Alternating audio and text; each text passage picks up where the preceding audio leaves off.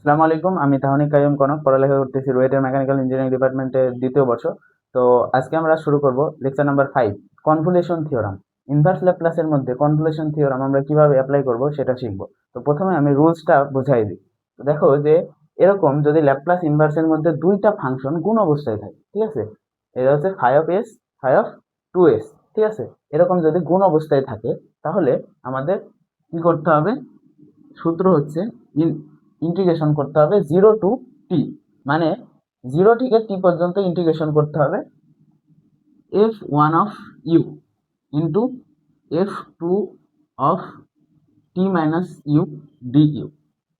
এখন দেখো যে এই ইউ আর টি ইউ কই থেকে আসছে, ঠিক আছে। তো এই যে স্টেপগুলা ফলো করবো, এই স্টেপ অ্যাপ্লাই করে আমরা এটা বোঝার চেষ্টা করব। তো ফার্স্টেই দেখো, identify phi one of s, phi two of s, মানে আমাদের যে ম্যাথটা দেওয়া থাকবে ওখানে আমরা দুইটা ফাংশন বের করবো। একটা হচ্ছে phi one of s, phi two of s, মানে দুইটা গুণ অবস্থায় আছে, ওখান থেকে দুইটা আলাদা করবো। একটাকে ফাই ওয়ান ধরবো আর একটা হচ্ছে ফাই টু ধরবো। এখন ফাই ওয়ান এবং ফাই টু কোনটাকে ধরবো?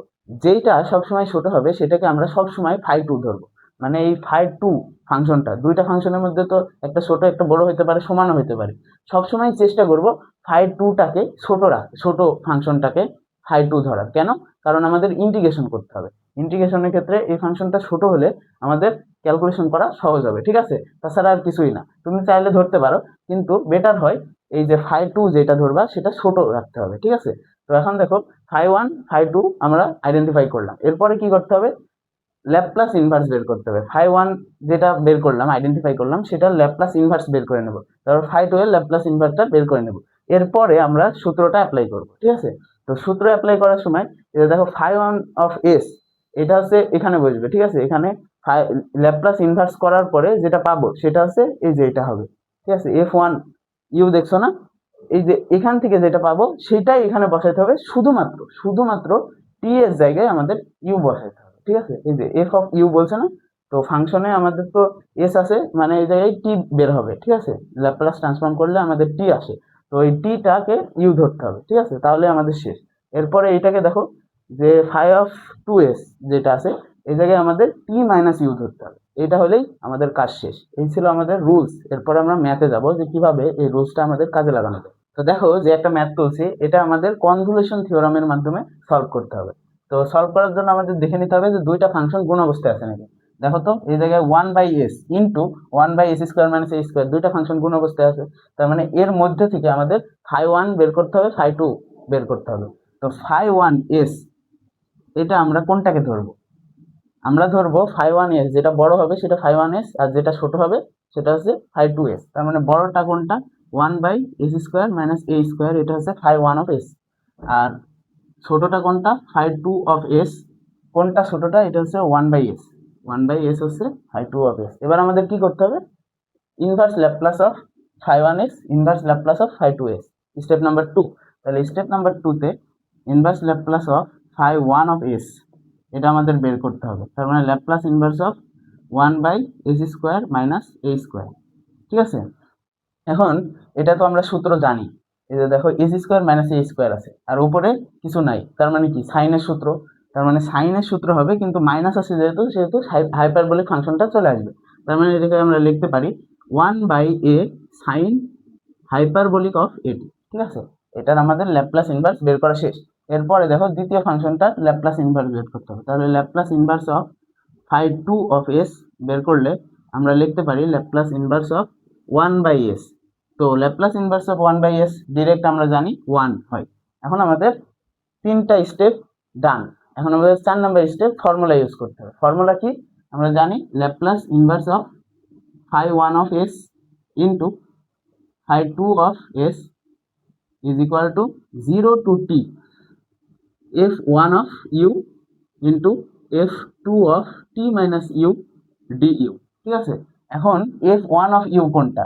এই যে দেখো আমরা যে ইনভার্স ল্যাপ্লাস করে পাইছি সেটা হচ্ছে এফ ওয়ান অফ ইউ হবে যখন হচ্ছে টিটা ইউ হয়ে যাবে, ঠিক আছে। তার মানে কি এই টি এর জায়গায় শুধু ইউ বসাইতে হবে, তাছাড়া আমাদের এইটাই হচ্ছে এফ অফ ইউ বলতে পারো। তার মানে আমরা বসাই দিই integration of 0 to t f of u কোনটা? 1/a sine hyperbolic of a t, না এ ইউ বসাতে হবে, কারণ এই জায়গায় আমাদের এফ অফ ইউ বলছে, তার মানে টি এর জায়গায় ইউ বসালাম।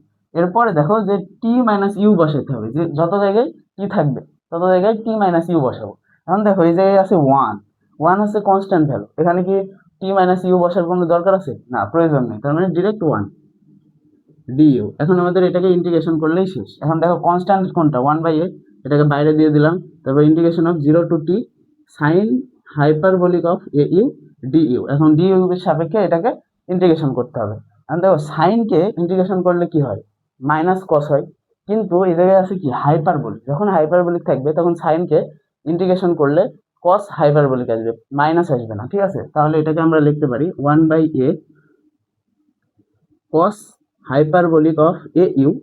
কিন্তু দেখো এই জায়গায় ইউ এর সাপেক্ষে করছি, তার মানে এ কি, এ একটা কনস্ট্যান্ট, তখন যখন ডিফারেন্সিয়েশন করব তখন আমাদের এটা বাইরে চলে আসবে, আর ইন্টিগ্রেশন যেহেতু করছি নিচে দিয়ে দেবো, তার মানে নিচে এ। আর আমাদের লিমিট কত, জিরো টু টি। এখন লিমিটটা বসাই দাও, লিমিট বসালে এখানে লেখা যায় ওয়ান বাই এ, টি যদি বসাও তাহলে এই যে এটা বাইরে দিয়ে দিলে আমরা নিচে লিখতে পারি না a square, one by a square লিখতে পারি। এরপর টিটা যদি এখানে বসাও তাহলে কস হাইপারবোলিক অফ এটি, তারপরে জিরো যদি বসাও এখানে তাহলে কস জিরোর মান কত, ওয়ান, তার মানে মাইনাস ওয়ান। এইটাই হচ্ছে আমাদের ফাইনাল অ্যান্সার। দেখছো কনভলিউশন থিওরাম কিন্তু অনেক ইজি, ঠিক আছে? এই ছিল প্রথম ম্যাথটা, এরপরে আমরা দ্বিতীয় ম্যাথে যাবো। তো দেখো 2 নম্বর ম্যাথে আমাদের এই জায়গায় দেখো s by s plus a whole square আছে, তাহলে আমাদের ফাই ওয়ান ও ফাই টু আইডেন্টিফাই করতে হবে। তাহলে লেট ফাই ওয়ান এস, এখানে হচ্ছে ফাই টু অফ এস। আমি কি বলছি, ফাই টু এসটা সবসময় ছোট রাখার চেষ্টা করতে হবে, কিন্তু নিচে আছে দেখো হোল স্কোয়ার আছে, মানে দুই পাশেই দিয়ে দিয়ে এটাকে S square plus a square এখানে একটা, আর এখানে S square plus a square, তার মানে দুইটাই দেখো যখন জোন করবা তখন কিন্তু হোল স্কোয়ার চলে আসবে, কিন্তু ওপরে একটা এক্সট্রা এস আছে, তার মানে আমরা প্রথমটা এস দিয়ে দিলাম, পরেরটা আমাদের ছোট রাখতে হবে, তাই আমরা ওয়ান দিলাম, ঠিক আছে? ইন্টিগ্রেশন করা সহজ হবে এই জন্য আমরা এই পাশে ওয়ান নিলাম, এটাকে এস নিলাম। এখন আমরা ইনভার্স ল্যাপ্লাস বের করবো। তাহলে inverse Laplace of phi one of s কি হবে, এটাকে ইনভার্স ল্যাপ্লাস করলে s by s square plus a square, তার মানে এস আছে উপরে, তার মানে কি কস এটি, এখানে কস অফ এটি ডিরেক্ট বসে যাবে। এরপরে inverse Laplace of phi two s, এটাকে যদি ইনভার্স ল্যাপ্লাস করো তাহলে আমাদের কি আসবে দেখো one by s square plus a square, তার মানে কি one by a sine of a t, ঠিক আছে? সূত্র ডিরেক্ট সূত্র পড়ে গেছে। এখন আমাদের কি করতে হবে, থিওরামটা ইউজ করে ফেলতে হবে। থিওরাম কি জানি, Laplace inverse of phi one of s into phi two of s is equal to integration 0 to t f1 of u into f2 of t minus u du। এখন আমাদের মানগুলা বসাই দিতে হবে। f1 of u কোনটা, এই যে এটা, যদি t এর জায়গায় u বসাই তাহলে আমাদের বসাইতে হবে 0 to t, এই জায়গায় cos a u ডট, এই জায়গায় দেখো sin a t আছে, t এর জায়গায় t minus u বসাইতে হবে, তাহলে আমরা এখানে বসাইলে 1 by a sin of a t minus u DU, আমাদের কাজ শেষ। এখন দেখো যে আমরা কি করব, 1 বাই এ যেটা আছে সেটা বাইরে আনলাম, 1 বাই এ, তারপর ইন্টিগ্রেশন অফ 0 টু 2।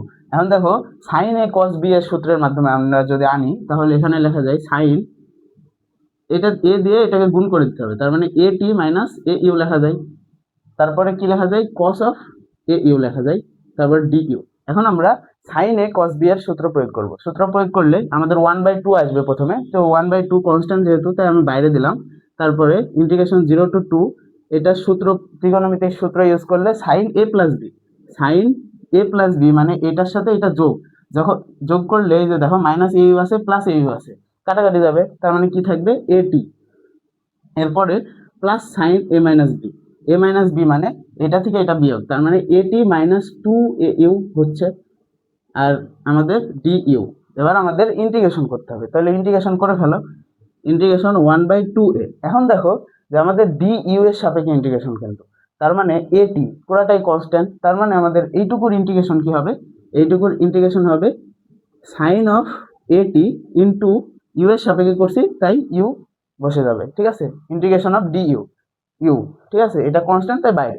এরপরে প্লাস এইটুকুর ইন্টিগ্রেশন কি হবে, sine a t minus two a u, এর মধ্যে কিন্তু ইউ আছে, তার মানে এটুকুর ইন্টিগ্রেশন হবে কস অফ এটি মাইনাস 2au, ঠিক আছে, মাইনাস কস, সাইনের ইন্টিগ্রেশন মাইনাস কস হয়।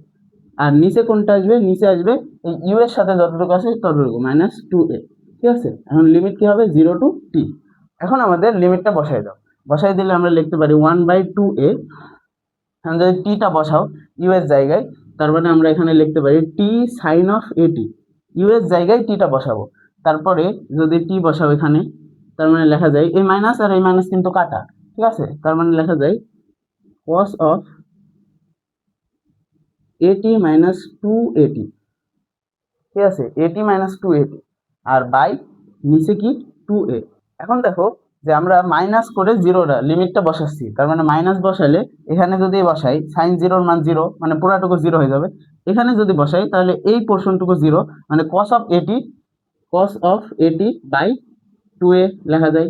এখন দেখো যে এই জায়গায় মাইনাস 2at আছে আর এই জায়গায় এটি আছে, কসের মধ্যে মাইনাস থাকলে আমরা কি প্লাস করে দিতে পারি, তার মানে এই জায়গায় আসবে cos মাইনাস এটি সমান লিখতে পারি কি cos এটি, তার মানে এখানে আমরা ডিরেক্ট লিখতে পারি 1/2a টি সাইন অফ এটি প্লাস cos অফ এটি লিখতে পারি। মাইনাস এটি আসবে কিন্তু cos মাইনাস থিটা সমান কি cos থিটা, সেটা লিখে দিলাম by 2a minus cos of a t by 2a। এখন এটা কাটা যাবে, তার মানে আমাদের ফাইনাল অ্যান্সার হবে 1/2a টি সাইন অফ এটি, এটা হচ্ছে আমাদের ফাইনাল অ্যান্সার, ঠিক আছে। তো এই ছিল আমাদের কনভলিউশন থিওরামের সব ম্যাথমেটিক্স। এরপরে আমরা ইন্টিগ্রেশন মেথড এবং ডিফারেন্সিয়েশন মেথড দেখার চেষ্টা করব। তো আজকে তোমাদের একটা কথা বলি, সেটা হচ্ছে যে কোনো মানুষের সাথে কখনো খারাপ ব্যবহার করবা না, ঠিক আছে। হ্যাঁ, অনেক মানুষ ভুল করে ফেলে, তো চেষ্টা করবা প্রথম 2-1 বার তাকে ক্ষমা করে দেওয়া, এটা মানে নিশ্চিত চেষ্টা করবা, ঠিক আছে। এরপরে যদি সে না থামে তারপরে তুমি পদক্ষেপ নিও, সমস্যা নেই, কিন্তু সবসময় চেষ্টা করবা মানুষের সাথে ভালো ব্যবহার করার, মানে চেষ্টা করবা ক্ষমাসুলভ দৃষ্টিতে দেখার অনেক কিছু, হ্যাঁ। আচ্ছা, একটা কথা ইমাজিন করো, বলো তো একটা পাথর, একটা ছোট্ট খোয়া বা পাথর যেটাকে বলে, সেটার প্রয়োজন কখন পড়ে? যখন দেখা যায় যে রাত্রে, গভীর রাত্রে চারিদিকে কুকুর ঘেরাও করে, তখন কিন্তু ওই পাথরের মূল্যটুকু বোঝা যায়, ঠিক আছে। তাই কোনো মানুষকে ছোট করার কোনো প্রয়োজন নেই, কখন কাকে প্রয়োজন পড়ে এটা বলা যায় না, ঠিক আছে। তুমি আজকে তোমার রেজাল্ট ভালো বলে আরেকজনকে অবজ্ঞা করছো, কিন্তু একদিন হইতে পারে যে তোমাকেই তার শরণাপন্ন হইতে পারে। স্বাভাবিক বিষয়। বিষয়টা তো বুঝতে পারছো যে রাত্রে কুকুর ঘেরাও করছে, তোমার কাছে কিছু নাই, আশেপাশেও কেউ নাই, তখন কি করবা? তখন তোমাকে নিঃসন্দেহে একটা পাথর বা খোয়ার মর্যাদা বোঝা যায় তখন, যে আসলে একটা খোয়া থাকলে মানে তাড়াইতে পারতাম কুকুরটাকে, তখন পাথরের মর্যাদা বোঝা যায়। তাই মানুষকে কখনোই মানে অবজ্ঞা করবা না, যতই ছোট হোক, যত যাই হোক, মানুষ হোক, যেই বস্তুই হোক, ঠিক আছে। সবসময় দেখবা যে কোনো না কোনো সময় তার প্রয়োজন পড়বে, তাই কারোর সাথে খারাপ ব্যবহার করার দরকার নেই।